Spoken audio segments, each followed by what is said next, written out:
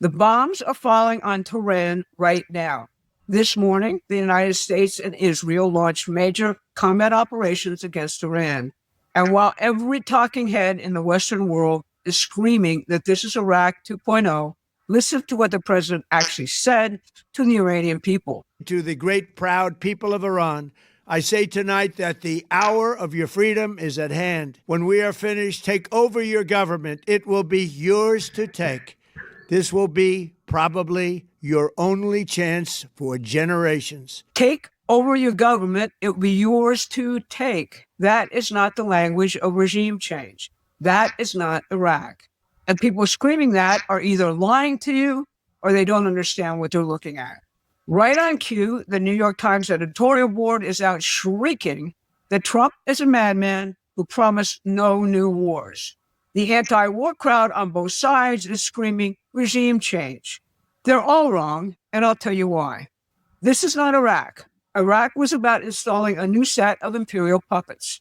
What Trump just hit is the last stronghold of a British operation that has controlled Iran's destiny since 1908, the year British Petroleum seized its first oil well on Iranian soil. For 118 years, every government in Iran, the Shah, the Ayatollahs, has served the same master, a financial architecture built by the City of London around Middle Eastern oil. And every war in that region has been designed to protect it. Donald Trump has spent the last year dismantling that architecture piece by piece. The Abraham Accords, the Board of Peace, $2 trillion in Gulf wealth redirected from London to American manufacturing, the Muslim Brotherhood designated as terrorists, Gaza being rebuilt. The mullahs were the last piece on the board.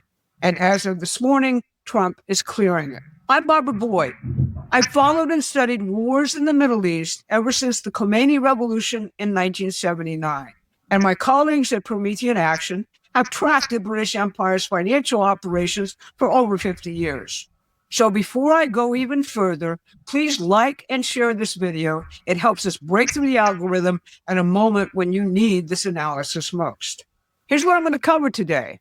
First, what this strike actually is and why J.D. Vance told us 2 days ago this would not become another forever war. Second, the 118-year British operation on Iran that the New York Times will never explain to you.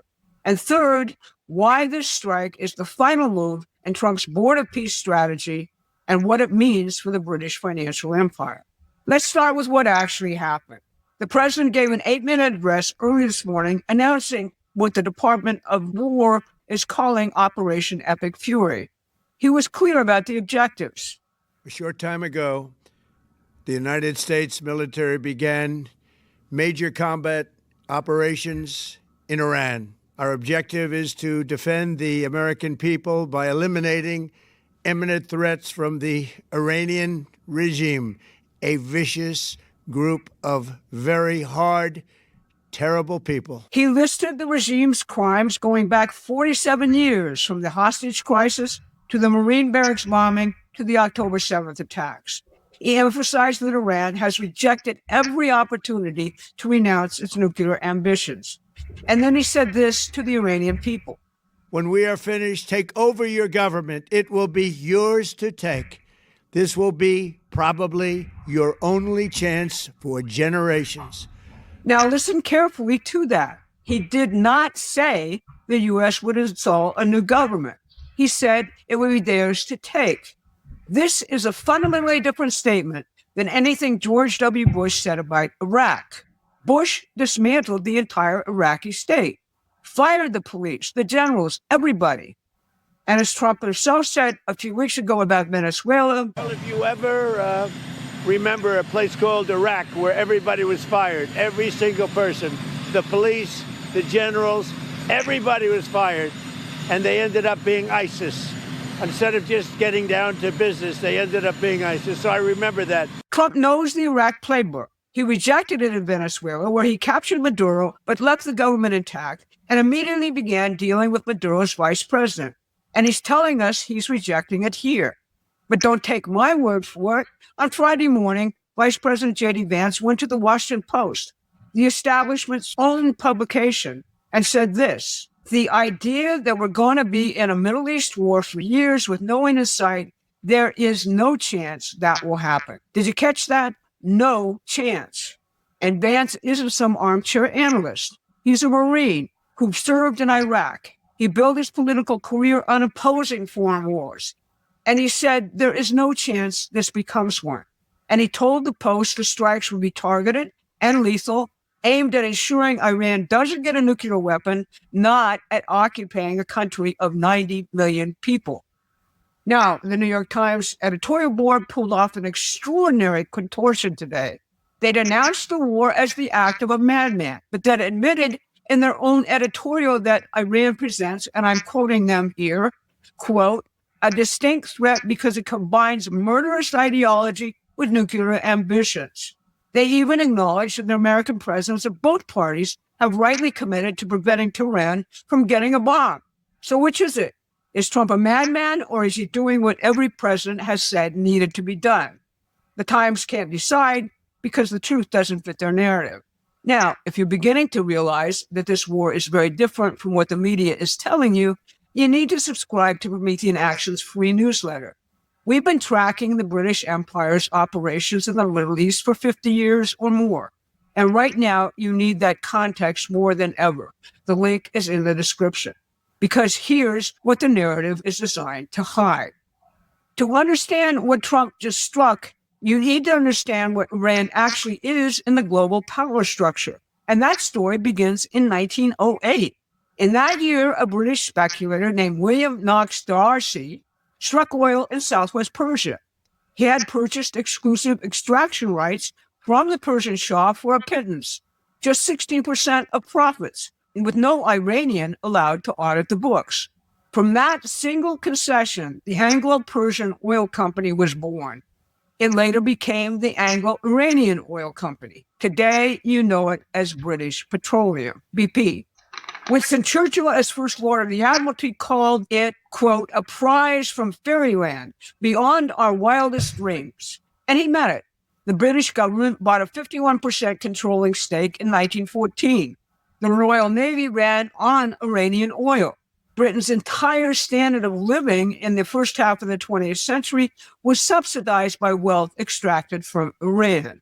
In 1950, Abadan had become the world's largest refinery.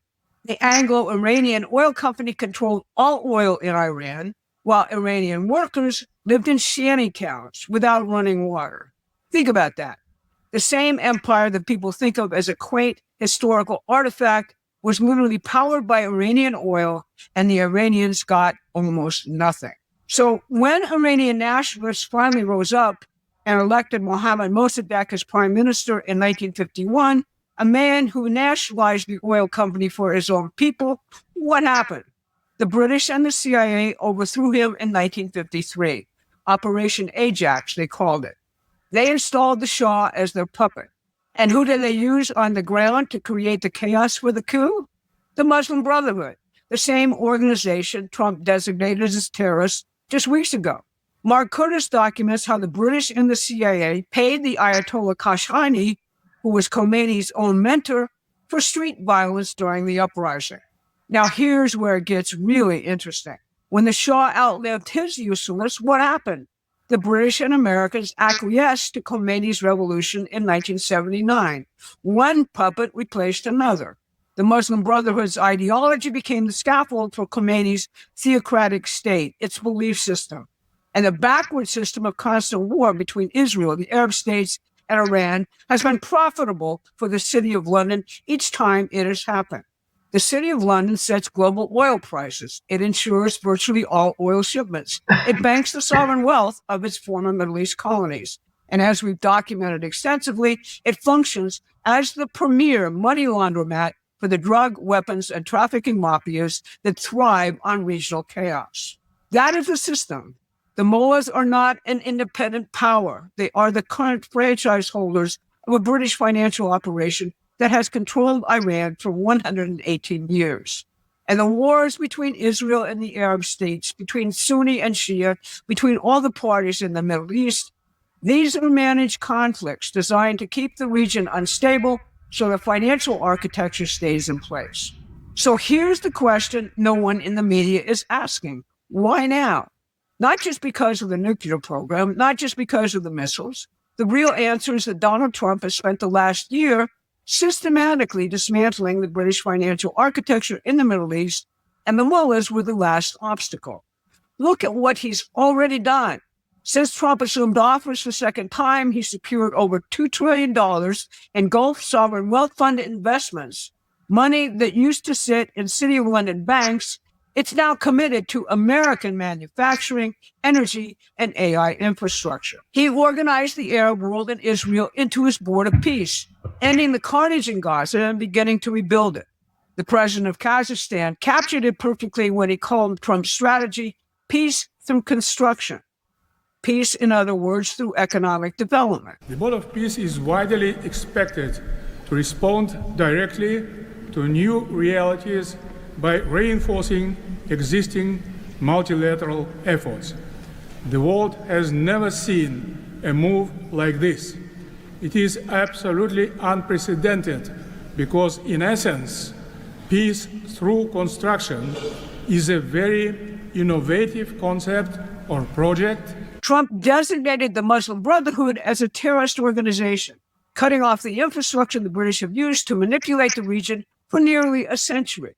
He brought Egypt's el-Sisi, the man who actually defeated the Brotherhood, to the table as a central partner. He's working with Turkey and Qatar, countries that Netanyahu doesn't want involved because this isn't Netanyahu's plan, it's Trump's plan. And think about what Scott Bessent, our Treasury Secretary, said earlier in January, that 50% of his job involves national security. That's because the real war isn't kinetic, it's financial.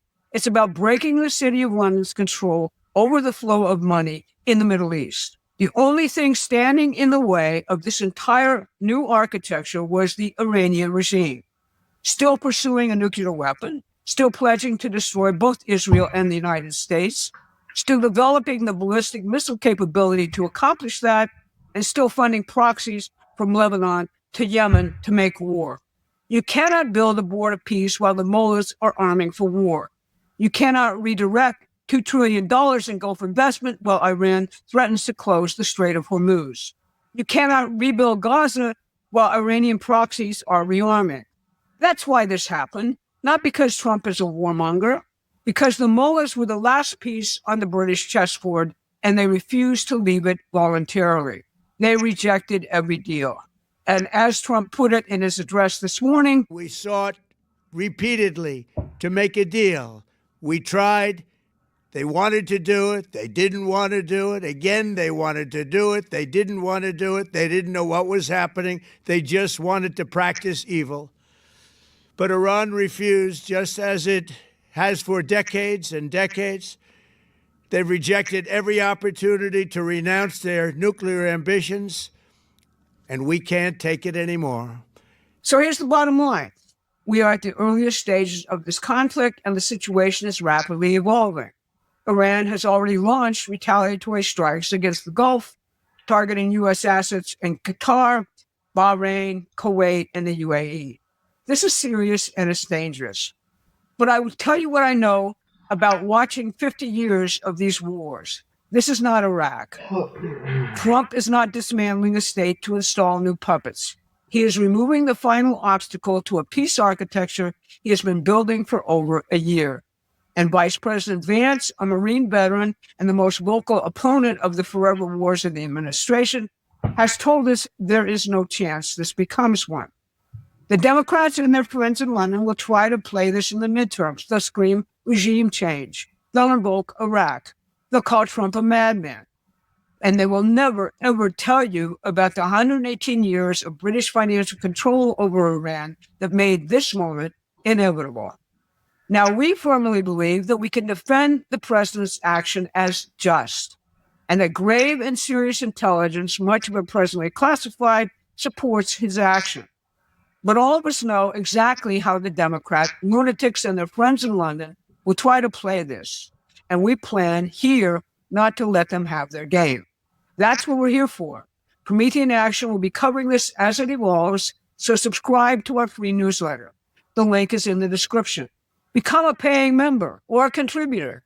because we need to build this fight right now for 2026. There's no better way to celebrate the 250th anniversary of our independence than by finishing off the British Empire once and for all. This has been your Saturday Wrap. Thanks for listening. Please take a moment and subscribe to our free newsletter at prometheanaction.com.